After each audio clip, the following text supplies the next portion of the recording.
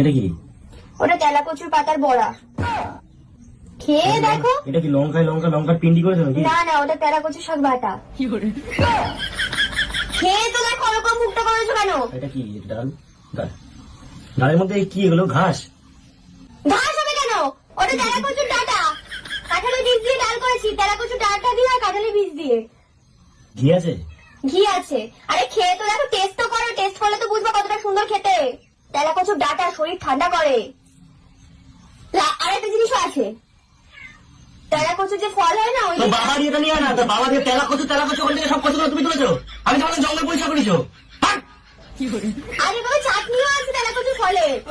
বাবার তোকে আমি কি তেলা কচু? তুমি ঘি দ্বারা টেস্ট করতে হবে না, মানে বড়টা খাবার। এটা কি লঙ্কা দিয়ে পাতা দিয়ে টমেটো দিয়ে বেটেছি, রসুন দিয়ে ফোড়ন